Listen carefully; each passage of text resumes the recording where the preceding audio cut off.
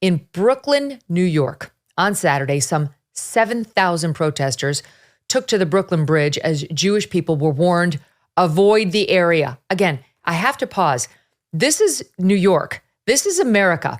The answer from the NYPD or the authorities at Cornell or the authorities at Cooper Union, that other college incident we saw last week, is not avoid the area Jews.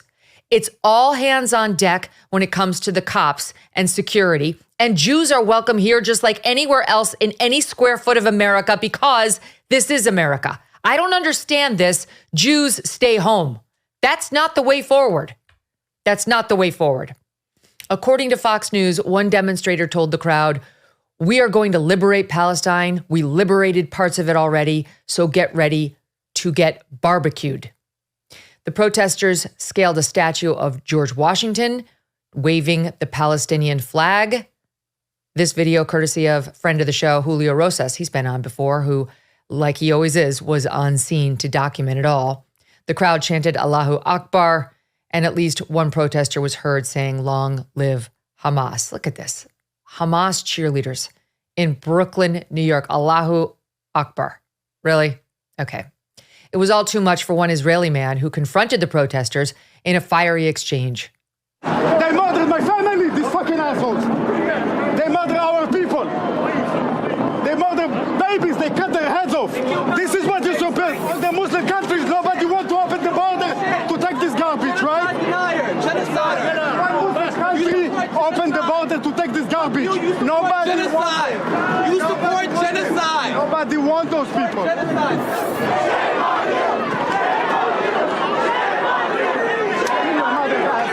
Jewish proud Israeli and all these supporters, whatever they did in Israel, this is more worse than the Holocaust. And they will do it here if they can. And they did it on September 11. Don't forget that. Overseas, the images were just as dramatic. In London, around 100,000 protesters. Look at this in front of Big Ben. I mean, it's shoulder to shoulder. Flooded the city for the third consecutive weekend. A sound system led people to chant, "Stop arming Israel, stop bombing Gaza, and we are all Palestinian." And look at this video. It shows a masked man walking and waving the jihadist flag used by Al-Qaeda and ISIS. Stay on message, sir, or wait. Are you? Are you? Journalist Andy No posted video showing protesters chanting Allahu Akbar near the statue of Winston Churchill. Watch.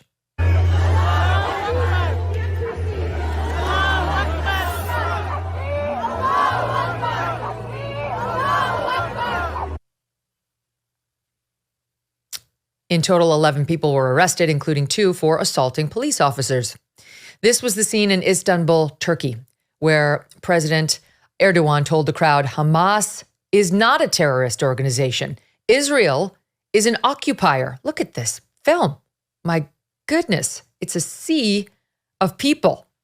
Erdogan then declared Israel, quote, a war criminal. And late last night, truly terrifying videos began to emerge out of Russia when a flight from Tel Aviv landed in the Republic of Dagestan. Pro-Palestinian rioters there stormed the airport and began searching, openly searching and running after people they believed might be Israeli passengers from that Tel Aviv flight. They demanded to see people's passports and documents, breaking down doors, hoping to find the Israelis or Jewish citizens hiding in fear. Watch.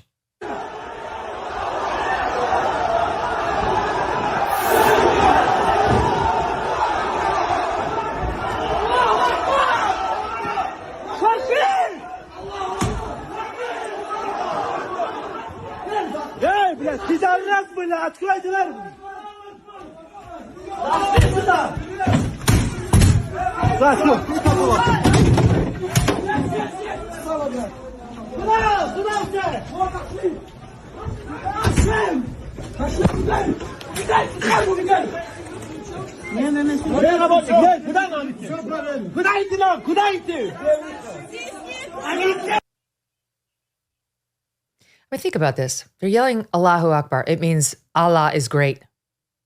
Can you imagine?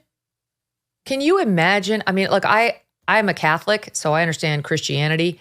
Can't imagine committing this kind of an atrocity or trying to hunt down a Jew or a Muslim or a Hindu or a Buddhist, trying to hurt them, kill them, yelling, God is great. Yeah, my God is great. My God wants this. Think of this. This is so sick and twisted.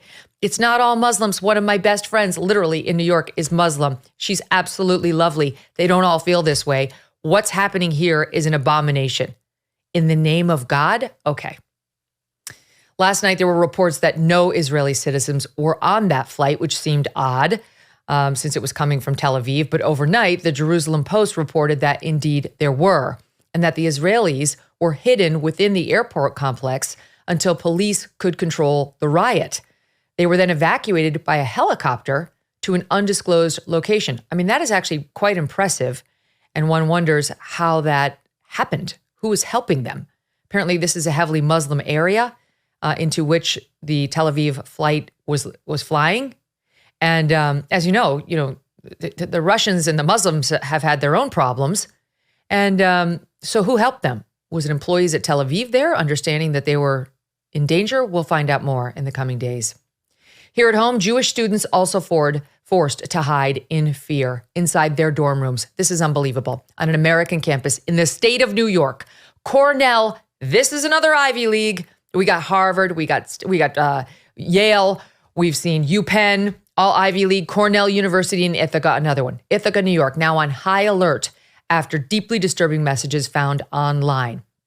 One message calling for Jewish students to be followed home and their throats slit, saying rats need to be eliminated from Cornell. This is outrageous. I have a young friend who's at Cornell right now. She's Jewish. She and her mother cannot believe their eyes. She wanted to get a great education.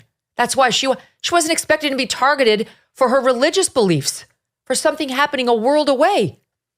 A separate message calling for Jewish students to be raped and killed, quote, before they birth more Jewish Hitlers. It's been over 3 weeks since the October 7th terror attack on Israelis. The terror inside the border kibbutz and at the music festival is now being felt worldwide by Israelis, by Jews.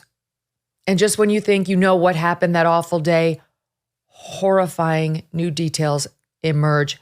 I did something this weekend that I've never done with my team before, and that is before I sent them this news link, I actually said I need to include a viewer warning, like to my own team. I mean, we're all news people. We've seen the worst of the worst.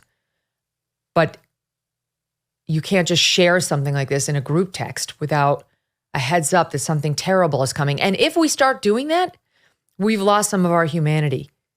It's not okay, just these casual references to the inhumanity of Hamas. Like, we need to pause before we just dump this stuff on you. And you need to pause while you're reading X or reading online the disturbing details of what Hamas did, because it's soul-shaking. That is the story I'm about to bring you. So if you care not to hear it, now's the time to turn out. It's a story told by Ellie Beer. Ellie's the founder and president of a Jerusalem-based emergency response organization. By all accounts, he has a stellar reputation. He's appeared on CNN, Fox, countless other media outlets over the past few weeks, and recently met with President Biden when Mr. Biden was in Israel. On Saturday at the Republican Jewish Coalition Conference in Las Vegas, Beer took to the stage and talked about the horrors he says he and his rescuers saw, which included, forgive me, a baby found in an oven. I saw little kids who were beheaded. We didn't know which head belongs to which kid. I was crying for 5 days straight. I couldn't stop crying. Seeing little children, some of them had grandparents who were Holocaust survivors, and they were murdered in a Holocaust in Israel in 2023. Little babies, little children, you couldn't even recognize if they were kids. We couldn't even recognize. We saw a little baby in an oven. They put them in, these bastards put these babies in an oven and put on their oven. We found the kid a few hours later. There's no words to describe what the Israelis went through. And all of this explains what we're seeing right now. as they try to take out Hamas, the group behind that terror attack. Some people take CBD for better sleep or less stress and more calm. Some take it for pain relief, better energy, or better focus and concentration. Today, I want to tell you about CB Distillery and their over 2 million satisfied customers. According to a poll of their customers, 90% reported they sleep better with CBD. 81% said CBD helps with stress, and 80% said CBD helps with aches and pain after physical activity.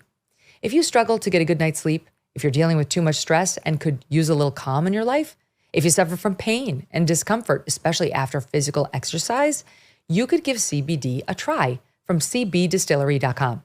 Use my 20% discount by visiting cbdistillery.com. Enter my initials MK to get your discount. No prescription required. That's cbdistillery.com. Promo code MK for 20% off. cbdistillery.com.